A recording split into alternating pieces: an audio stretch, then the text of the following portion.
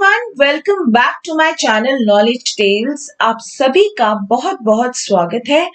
आज हम करेंगे क्लास 7 की ज्योग्राफी का चैप्टर नंबर 3 जो कि है are changing earth.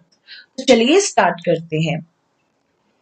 The lithosphere is broken into a number of plates known as lithospheric plates.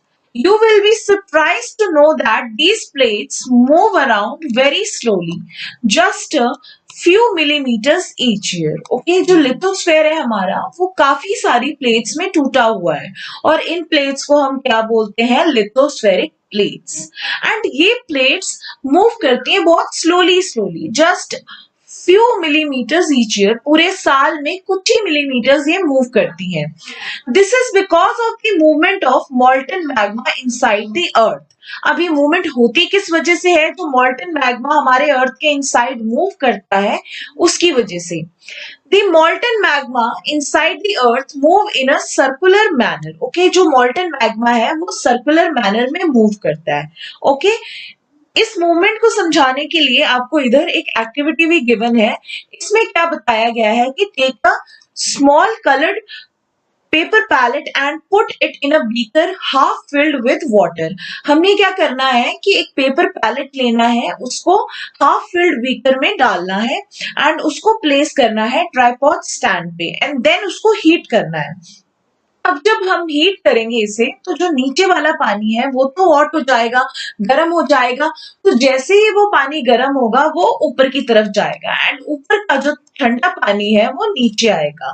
ऐसा इसलिए होता है कि जो गर्म पानी है वो लाइटर होता है एंड कोल्ड वाटर हैवी होता है, तो वो तुरंत से ऊपर जाएगा एंड कोल्ड वाटर जो कि हैवी होता है वो नीचे आके हॉट वाटर की प्लेस ले लेगा और ये फर्दर मूव ऑन होता रहता है। आप इसको ऑब्जर्व भी कर सकते हैं। अगर आप घर में कभी पानी बॉईल कर रहे हैं तो आप इसको प्रैक्टिकली भी करके देख सकते हैं। Okay, I hope it is clear to you. Then the movement of these plates causes changes on the surface of earth. ठीक है, इन ये जो मूवमेंट होती है इन प्लेट्स की, इनकी वजह से हमारे अर्थ सरफेस पे भी काफी सारे चेंजेस आते हैं। The Earth's movement are divided on the basis of forces which cause them. Okay, तो ये मूवमेंट जिन फोर्सेस की वजह से ये होता है उनके बेसिस पे इनको डिवाइड किया गया है। Now the forces which act in the interior of the earth. Okay, जो फोर्सेस अर्थ के इंटीरियर में होते हैं उनको हम बोलते हैं एंडोजेनिक फोर्सेस एंड जो आउटर पे होते हैं, जो बाहर होते हैं, वर्क ऑन दी सरफेस होते हैं, उनको हम बोलते हैं exogenic forces. Okay, I hope it is clear to you. अब एक बार ये ग्लॉसरी की टर्म देख लेते हैं ये फ्लो चार्ट करने से पहले। इसमें देखिए बताया गया है कि लिथोस्फेरिक प्लेट्स क्या हैं, इनकी डेफिनेशन दी गई है। The Earth's crust consists of several large and some small, rigid, irregularly shaped plates, which carry continents and the ocean floor. Okay, हमारा जो Earth crust है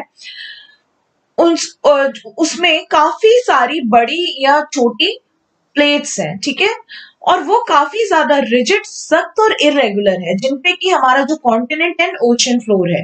ओके, तो इन टाइप की इस तरीके की प्लेट्स को हम बोलते हैं लिथोस्फेरिक प्लेट्स। ओके, नाउ अब हम ये एक बार फ्लो चार्ट देखते हैं। इसमें अर्थ के मूवमेंट्स को डिवाइड किया गया है, उसका ब्लॉक डायग्राम है ये। सबसे ये दो पार्ट्स में डिवाइडेड है, endogenic forces and exogenic forces. Endogenic forces जो अर्थ के इंटीरियर में होते हैं एंड एक्सोजेनिक फोर्सेस जो अर्थ के आउटर में होते हैं। ठीक है, एंडोजेनिक फोर्सेस को further sudden forces and diastrophic forces में डिवाइड किया गया है। सडन फोर्सेस में आता है earthquake, volcano and landslides and diastrophic forces में आता है बिल्डिंग माउंटेन्स। और बच्चों, डायस्ट्रोपिज्म का मतलब ही होता है माउंटेन बिल्डिंग जो एक्टिविटीज होती है। ओके, तो ये माउंटेन बिल्डिंग जो एक्टिविटीज है ये फोल्डिंग और फॉल्टिंग की वजह से होती है। और फोल्डिंग एंड फॉल्टिंग जब हम टेक्टोनिक एक्टिविटी के बारे में पढ़ेंगे आपको और ज्यादा क्लियर हो जाएगा। ओके, एंड फर्दर जो हमारा एक्सोजेनिक फोर्सेस है ये डिवाइडेड है इरोशनल एंड डेपोजिशनल के अंदर, और ये किन फैक्टर्स की वजह से होता है?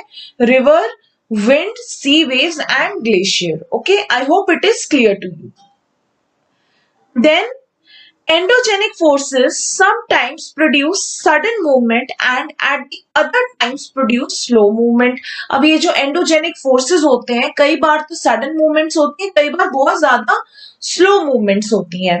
Sudden movements like earthquake and volcanoes. Okay, तो जो ये सडन फोर्सेस, अब देखिए अर्थक्वेक हो गया, वोल्केनो हो गया, ये अचानक से होते हैं और इनसे काफी ज्यादा डिस्ट्रक्शन होती है.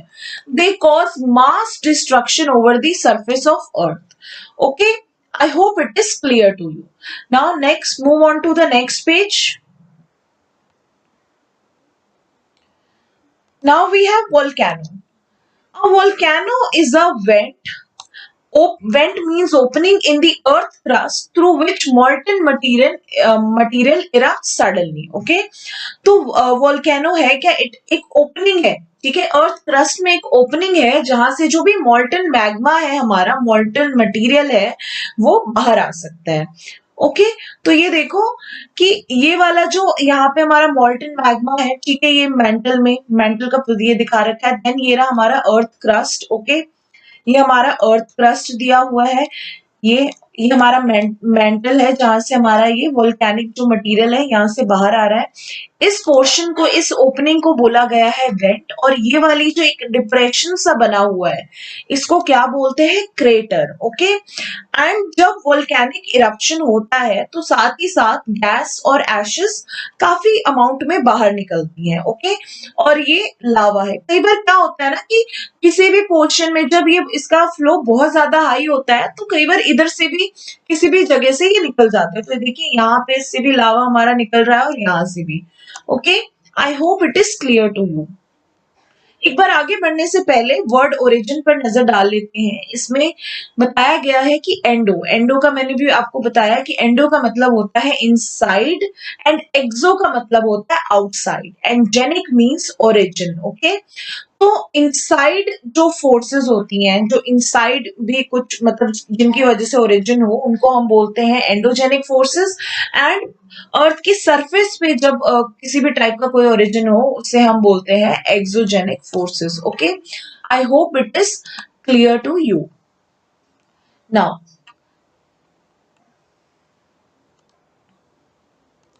similarly, when the lithospheric plates move, the surface of earth vibrates. Okay, जब भी lithospheric plates हमारी move करती हैं, okay, जब भी ये move करती हैं तो earth surface vibrate करता है. ठीक है, the vibrations can travel all around the earth. और ये vibrations हैं, ये earth में पूरी मतलब जितनी जहां तक इनकी रीच होती है ये ट्रैवल कर सकती है. Okay, these vibrations are called earthquakes. और इन वाइब्रेशंस को हम क्या बोलते हैं? अर्थक्वेक बोलते हैं. The place in the crust where the movement starts is called the focus. तो जहां पे ये वाला, जैसे ये वाला पॉइंट है जहां से हमारा जो वेव्स एकदम स्टार्ट हो रही हैं, ठीक है, जहां से ये मूवमेंट स्टार्ट हो रही है, इसको हम क्या बोलते हैं? फोकस. और फोकस के जस्ट अबव होता है एपीसेंटर. ठीक है, फोकस के जस्ट अबव जो पॉइंट होता है उसको हम बोलते हैं epicentre. Vibrations travel outwards from the epicentre as waves. The strength of earthquake decreases from away from the centre. Okay, अब क्या होता है कि ये एज अ वेव ये ट्रैवल करती हैं. ठीक है, बाहर की तरफ वेव की फॉर्म में ये ट्रैवल करती हैं. अब देखिए क्या है कि greatest damage is usually closest to the epicentre. अब जितने भी एरिया जो इस एपीसेंटर के नजदीक है, जो इधर वाले एरियाज हो गए, यहाँ पे तो सबसे ज्यादा डैमेज होगा. एंड यहाँ पे जैसे जैसे ये दूर जाती जाएंगी, ठीक है, जैसे जैसे ये इधर की तरफ दूर हो रही है, इनका जो स्ट्रेंथ है ये कम होता जाएगा. आई होप आपको ये समझ आया होगा. एक बार फिर इसको रिवाइज कर लेते हैं. ओके, देखिए एक बार इसे डायग्राम की हेल्प से समझ लेते हैं. जहां पे ये जो स्टार्ट होती हैं ये मूवमेंट्स, इन्हें हम बोलते हैं फोकस. एंड फोकस के जस्ट अबव होता है एपीसेंटर. ओके, एंड एपीसेंटर के जस्ट जो नियर बाय एरियाज होते हैं वहां पे डिस्ट्रक्शन बहुत ज्यादा हाई होता है. एंड जैसे ही हम इससे दूर जाते हैं, इनकी जो अमाउंट है डैमेज का, इनकी जो स्ट्रेंथ है ये कम होता जाता है. ठीक है, अर्थक्वेक धीरे धीरे जैसे ये सेंटर से अवे जाएगा, इसकी इंटेंसिटी कम हो जाएगी. Okay, I hope it is clear to you. एक बार हम ये डू यू नो पे नजर डाल लेते हैं. There are three types of earthquake waves. Okay, earthquake waves तीन टाइप की होती है. सबसे पहला है पी वेव्स और longitudinal waves. Okay, then second S waves और transverse waves, and third one is L waves और surface waves. Okay, I hope it is clear to you. Next हम चलते हैं अगले पेज पर. देखिए, अब इसमें क्या बताया गया है कि although earthquakes cannot be predicted, the impact can certainly be minimized if we are prepared beforehand. देखिए, earthquake एक ऐसा नेचुरल कैलेमिटी है. इनफैक्ट नेचुरल कैलेमिटीज को कई बार हम प्रिडिक्ट नहीं कर सकते हैं. ठीक है, तो earthquake को भी हम प्रिडिक्ट नहीं कर सकते हैं, लेकिन जो पिछले अर्थक्वेक्स आए हैं उनसे कुछ सीख लेकर हम, ताकि इनका इम्पैक्ट कम हो, इनके इम्पैक्ट को कम कर सके, मिनिमाइज कर सके, हम लोग प्रिपरेशन कर सकते हैं. ओके, इधर आपको एक इमेज दी गई है. गुजरात में जो अर्थक्वेक आया था उसका जो जो भी डिस्ट्रक्शन कॉज हुआ था उसका एक इमेज दिया हुआ है. Now, some common earthquake prediction methods adopted locally by people include studying animal behavior. Fishes in the ponds get agitated, snakes come to the surface. अब देखिए क्या होता है कि कुछ कॉमन जो प्रिडिक्शन मेथड्स जो लोगों ने एक तरीके से ढूंढा है एनिमल बिहेवियर को देख के, कि जब भी अर्थक्वेक आने वाला होता है तो फिश जो है वो पॉन्ड के अंदर उनका वो सडन मूवमेंट स्टार्ट हो जाती है, एंड जो हमारा स्नेक है वो सरफेस पे आ जाता है. Okay, I hope it is clear to you. अब देखिए यहाँ पे डू यू नो वाले सेक्शन में क्या दे रखा है. An earthquake is measured with a machine called a seismograph. Okay, earthquake को हम एक मशीन के साथ मेजर कर सकते हैं और उस मशीन को हम बोलते हैं seismograph. The magnitude of earthquake is measured on the Richter scale. और अर्थक्वेक के मैग्नीट्यूड को हम रिक्टर स्केल पे मेजर करते हैं. एन अर्थक्वेक ऑफ 2.0 और less than can be felt only a little. तो अर्थक्वेक जिनकी वैल्यू 2 या फिर उससे कम होती है उनको हम फील नहीं कर सकते. An earthquake over 5.0 can cause damage from things falling. Okay, अगर earthquake 5 से above का आ रहा है तो उससे काफी ज्यादा डैमेज हो सकती है. जो बिल्डिंग्स है वो गिर सकती हैं. उसके बाद a 6.0 or higher magnitude is considered very strong and 7 is classified as a major earthquake. अगर 6 आ जाए तो उसको तो higher magnitude का बोलते हैं और बहुत strong होता है, और अगर 7 magnitude का आ गया तो उसको major earthquake में क्लासिफाई किया जाता है. ओके, अब देखिए कि अगर earthquake आता है तो हम किस टाइप की प्रिपरेशंस कर सकते हैं, क्या हमारे मेथड्स होने चाहिए. Where to take shelter during an earthquake, कि हमें कहाँ पे शेल्टर लेना चाहिए. सबसे पहला safe spot under a kitchen counter. ठीक है, टेबल और desk, anything against an inside corner और वॉल. देखिए क्या है कि आपको जो भी किचन काउंटर है, टेबल है, उसके नीचे आप जाके छुप सकते हैं. Then stay away from fireplaces, areas around chimney. ठीक है, windows that shatter including mirrors and pictures frame. तो जो भी फायर प्लेसेस है, चिमनी वाला एरिया है, या फिर जहाँ पे विंडोज है, जहाँ पे मिरर्स लगे हुए हैं या फ्रेम्स है, वहां से दूर रहिए. Be prepared. Spread awareness amongst your friends and family members and face any disaster confidently. कि हम लोगों को खुद एक इनिशिएटिव लेना चाहिए अवेयरनेस फैलाने का, ताकि हम किसी भी टाइप के डिजास्टर को ब्रेवली फेस कर सके. Okay, I hope it is. So our next topic is major landforms. Okay, the landscape is being continuously worn away by two processes, weathering and erosion. Okay, continuously changes आते हैं दो processes, weathering and erosion की वजह से. Weathering is the breaking up of the rocks on the earth surface. तो earth की surface पे जो rocks हमारी टूटती हैं, जिन उनका breakdown होता है, उसको हम बोलते हैं weathering. And erosion is the wearing away of the landscape by different agents like water, wind and ice. Okay, जो soil का ऊपरी, जो मिट्टी की जो ऊपरी सतह है उसका अपनी प्लेस से मतलब वो डिस्प्लेस हो जाती है. किन एजेंट्स की वजह से? वाटर, विंड एंड आइस की वजह से. उसको हम बोलते हैं erosion. And the eroded material is carried away और transported by water, wind etcetera and eventually deposited. अब ये जो डिस्प्लेस्ड मटेरियल है ये खुद वाटर, विंड, इनकी वजह से जाके कहीं और पे डिपॉजिट हो जाता है। इस प्रोसेस को हम बोलते हैं deposition. This process of erosion and deposition create different landforms. Okay, अब ये इरोजन और डेपोजिशन की वजह से डिफरेंट लैंडफॉर्म्स हमारे सरफेस ऑफ अर्थ पे बनते रहते हैं। ओके, एक बार आगे जाने से पहले ये डू यू नो वाला सेक्शन चेक कर लेते हैं। There are thousands of small waterfalls in the world. Okay, thousands of waterfall है, जिसमें से जो highest waterfall है that is Angels Fall of Venezuela, और ये वेनेजुएला कहाँ है? साउथ अमेरिका में। तो हाईएस्ट वाटरफॉल कौन सा है? एंजल्स फॉल, जो कि मिलेगा Venezuela in South America. Then Niagara Falls, ये मिलेगा आपको कनाडा एंड यूएसए के बॉर्डर में, और ये नॉर्थ अमेरिका, क्योंकि कनाडा और यूएसए नॉर्थ अमेरिका में आते हैं। देन विक्टोरिया फॉल्स, जो कि जाम्बिया एंड जिम्बाब्वे के बॉर्डर पे मिलेगा in Africa continent. Okay, I hope it is clear to you. अब हम पढ़ेंगे work of river.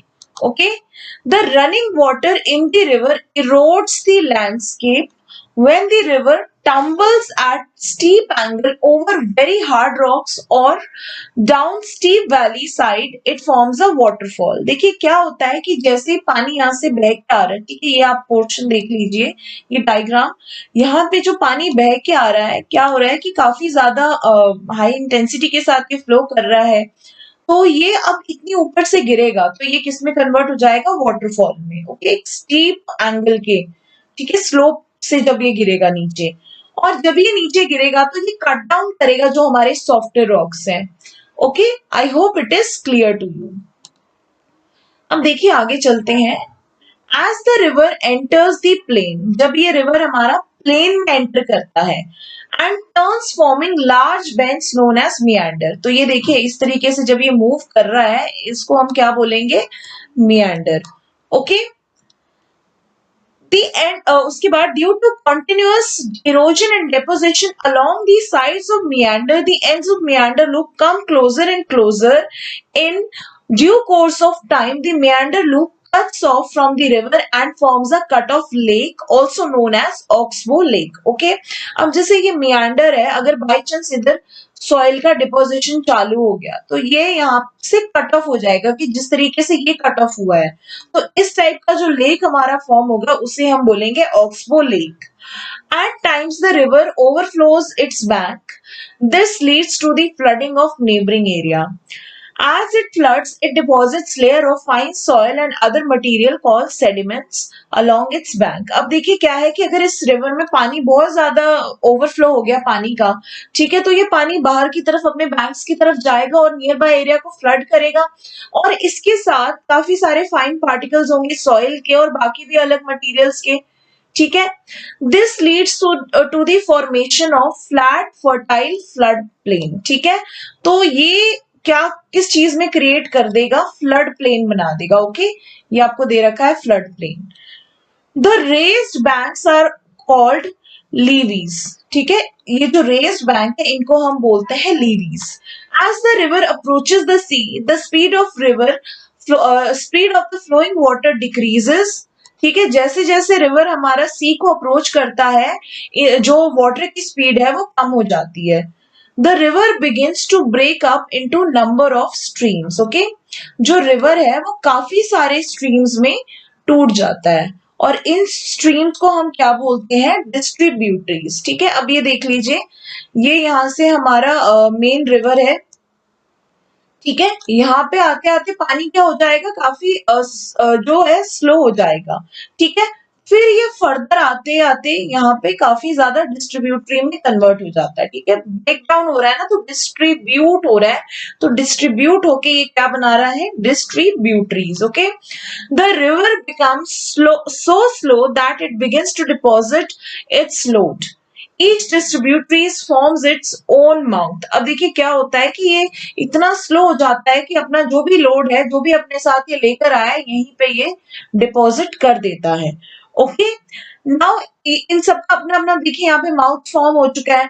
The collection of sediments from all the mouth forms a delta. तो अब यहाँ पे हमारा डेल्टा फॉर्म होता है, जो ये काफी सारे माउथ में काफी सारे सेडिमेंट्स मिलेंगे, तो ये कलेक्टिवली हम इनको क्या बोल देते हैं, delta. Okay, now our next topic is work of sea waves.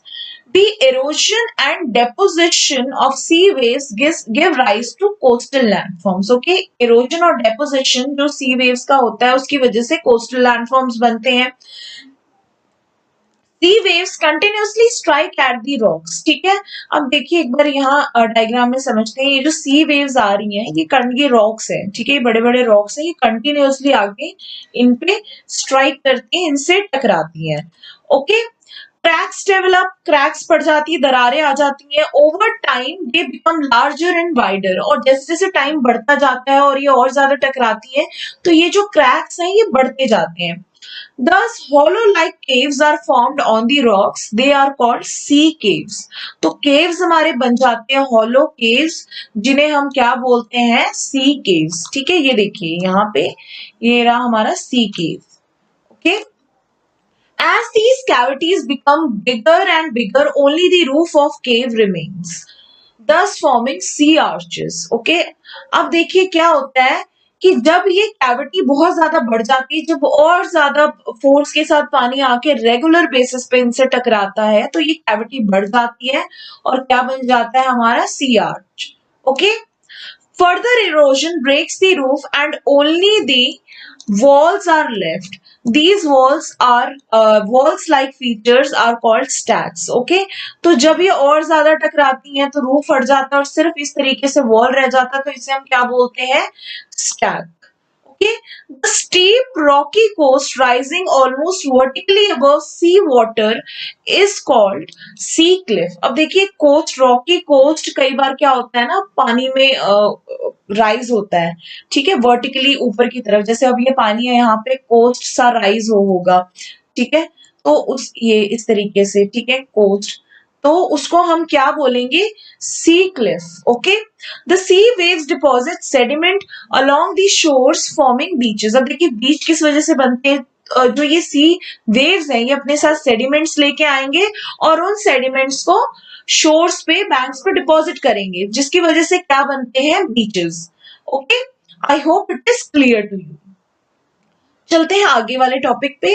Now work of ice. Okay, glaciers are rivers of ice which to erode the landscape by bulldozing soil and stones to expose these solid rocks below। अब देखिए क्या होता है, glaciers क्या है, they are rivers of ice.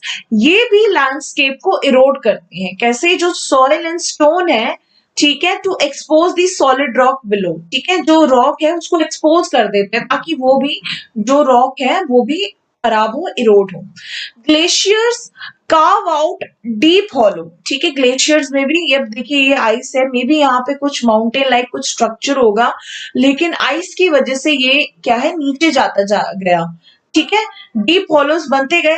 As the ice melts they get filled up with water and becomes beautiful lakes. अब क्या हुआ कि जैसे ये स्पेस, तो सपोज यहाँ पे कोई हमारा रॉकी माउंटेन या कुछ उस टाइप से कुछ भी स्ट्रक्चर होगा, तो आइस की वजह से वो नीचे की तरफ जाता गया, ठीक है, एक कैविटी सॉर्ट ऑफ बन गया। अब जब ये आइस यहाँ से मेल्ट हुई तो इन्होंने जाके यहाँ पे इसकी जगह ले ली, ठीक है, फिर क्या हुआ, ये किस में कन्वर्ट हो गया, लेक्स में, ठीक है, mountains, lakes in the mountains. Okay, the material carried by the glaciers such as rocks, big and small, sand and silt get deposited। अब देखिए क्या होता है कि जो ग्लेशियर में भी जो बड़े बड़े या छोटे रॉक, सैंड या सिल्ट जो कैरी होके आते हैं वो भी डिपॉजिट हो जाते हैं, तो उससे क्या बनता है, ग्लेशियल मोरेन्स। ठीक है, इन डिपॉजिट्स को हम क्या बोलते हैं, glacial moraines. Okay, I hope it is clear to you.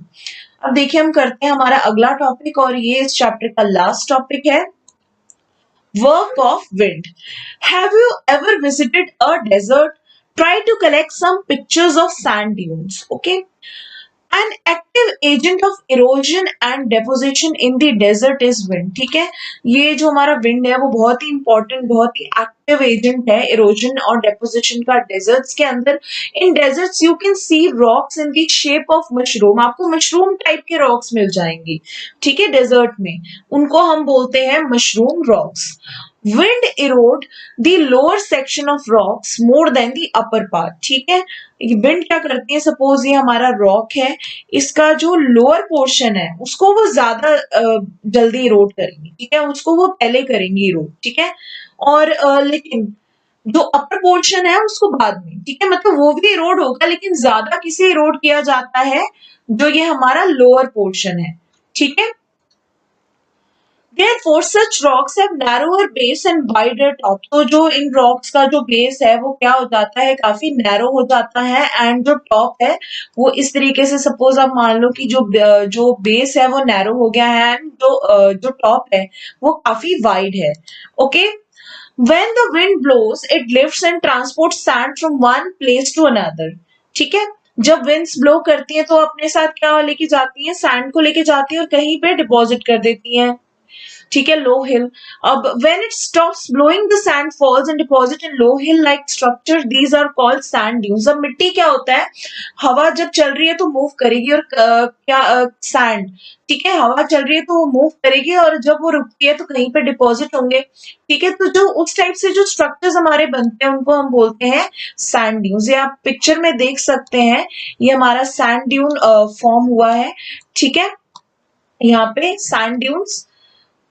When the when the grains of sand are very fine and light, the wind carry it over very long distance। ठीक है, अगर जो मिट्टी के जो कण हैं, ठीक है, सैंड है वो काफी ज्यादा फाइन है और लाइट है, तो उसको काफी ज्यादा डिस्टेंसेस तक लेके जा सकते हैं। When such sand is deposited in large areas, it is called लॉइस। ठीक है, क्या होता है कि जब उस तरीके के सैंड को जो एयर है अपने साथ काफी दूर तक लेके जाएगी, ठीक है, हवा अपने साथ कहीं दूर तक लेके जाके डिपॉजिट कर लेगी, तो उसे हम बोलेंगे लॉइस। और ये ज्यादातर हमें चाइना या फिर मिडिल ईस्ट कंट्रीज में देखने को मिलता है। ठीक है, बहुत ही फाइन और थिन लेयर होती है, ज्यादातर ये पेल येलोइश कलर की होती है। Okay, I hope it is clear to you. और आपको अगर कोई भी क्वेरीज है, इस चैप्टर में कुछ नहीं समझ आया है, तो प्लीज कमेंट सेक्शन में जरूर बताइएगा। ओके, आपके कमेंट्स हमारे लिए बहुत मैटर करते हैं। और अगर आपको ये वीडियो पसंद आया है तो इस वीडियो को लाइक, शेयर और सब्सक्राइब जरूर कीजिएगा। मिलते हैं आने वाली वीडियोस में। Thank you.